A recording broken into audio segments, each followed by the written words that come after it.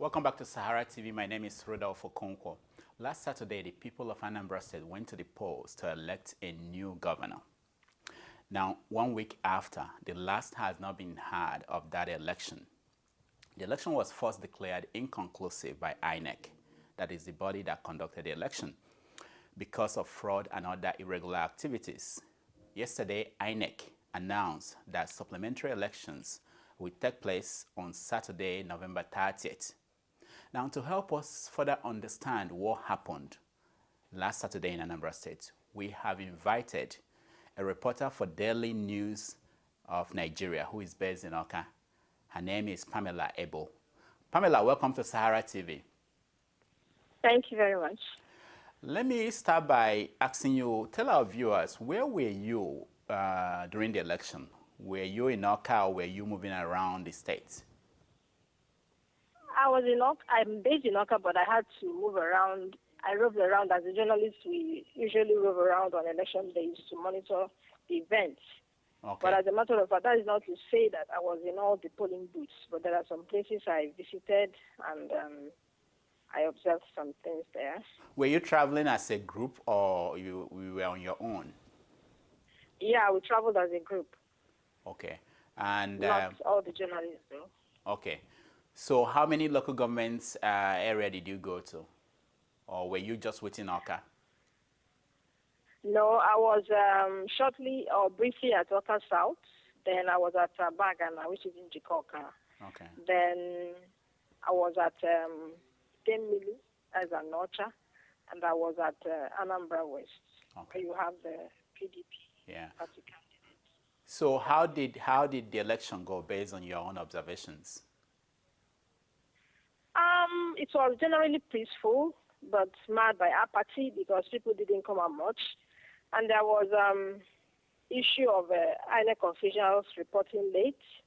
Like the only place I met them working in time was in Abagana, Ward 3. The INEC officials, by the time we got there, the INEC officials were there and had started doing accreditation. That was at 8 a.m. Then they started at about 9 a.m. in Awka South.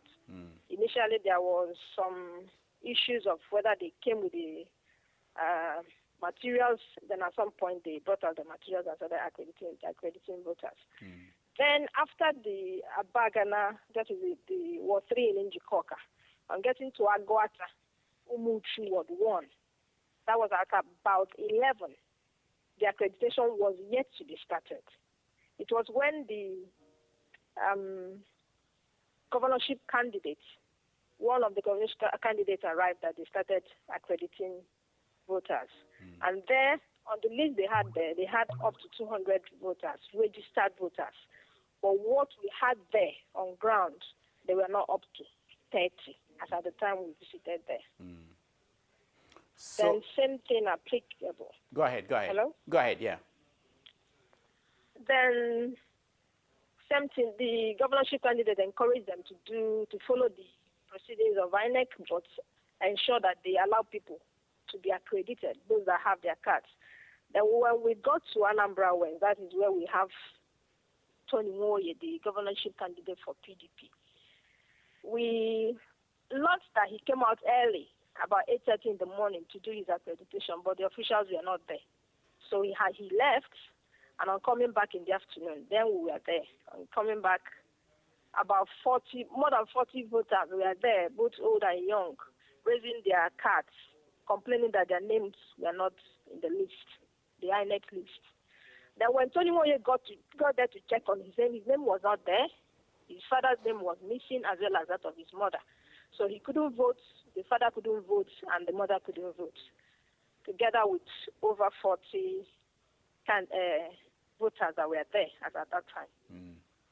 And then in Obosi, that's in Idemili again, the INEC officials arrived late, as well as the materials, about 3:30 in the afternoon. So the voters started protesting.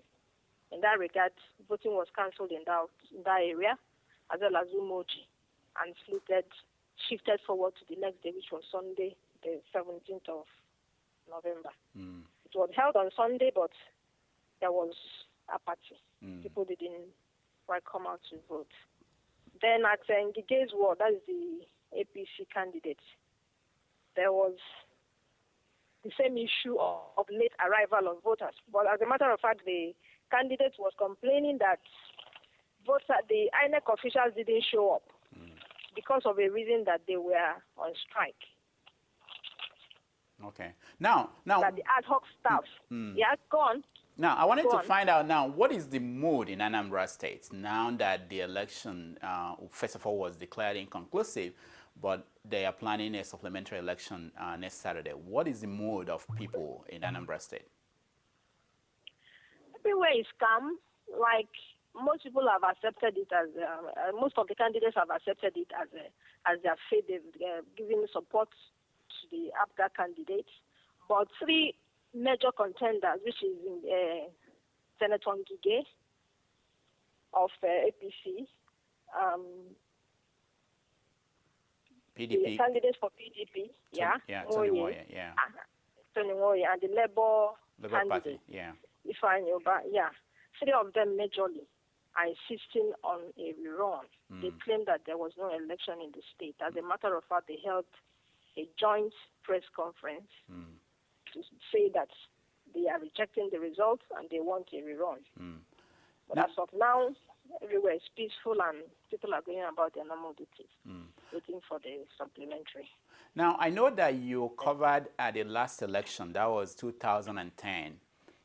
Can you do a comparison? Tell us the difference between what happened then and what happened last Saturday in Anambra State. From my observation, I think the election of 2010 is a total different thing, a total different scenario from what we have in this year's election. In 2010, people came out more to vote. And like the incumbent governor had massive support there, based on the fact that he had the church behind him. And like you know, Catholic Church has population and he's a Catholic. So Catholic Church mobilized for him. And like what people were going to the polling booth to vote, they had the mind like, the APGA candidate is going to win because he has the church. There was no there was no much rancor and bitterness then. It was, you would know that there was an election. Even though it was hijacked at some point and the PDP declared winner. But after the court issued, it came back. So like 2010 is far more better than what we had in this year. This year was like, I can't really define it. Now, so the people in the states, what do you call the central issue in this election? Were they looking for people with character, or were they looking for someone who has the talent, or what were they looking for? When you talk to voters, what were they looking for in the election? Voters were looking for, like in the past, Anambra State has been quite unfortunate when it comes to leaders.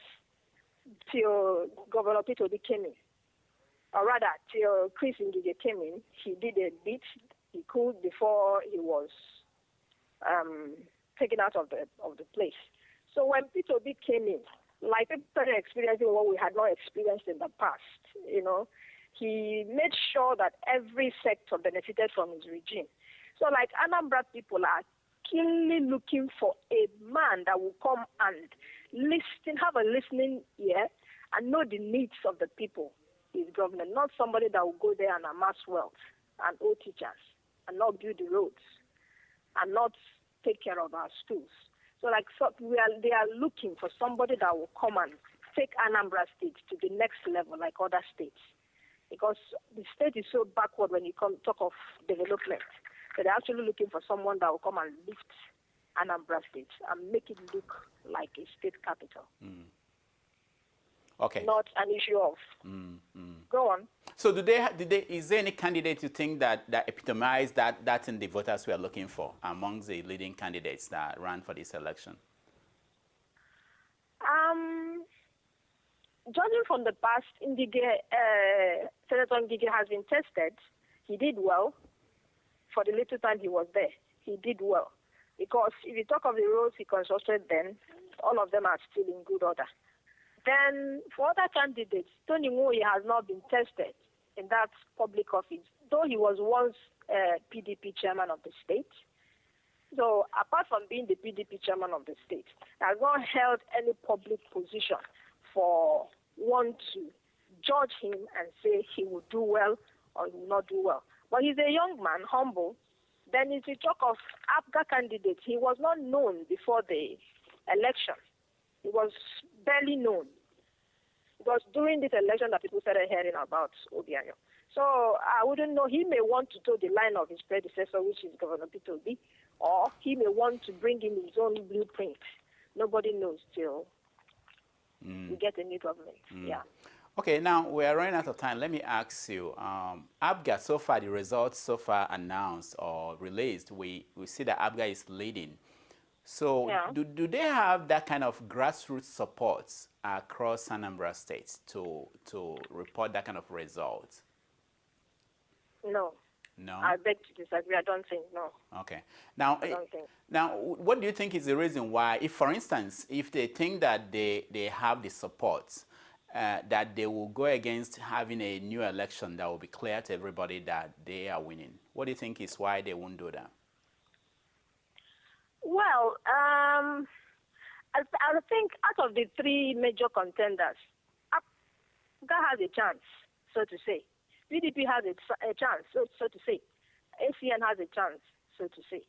But to judge from what we have, with what we have on ground, APGA has been in leadership for 8 years now, and they have done well. Despite all, they have done well. So I think people, with what people have seen on ground, I think they will support them more than the rest of the parties. Okay, Pamela, thank you so much for talking to us. You're welcome. We will call you again on Saturday when the election will take place, the supplementary election. So I hope you'll be available for us. Definitely, sure. All right, thank you.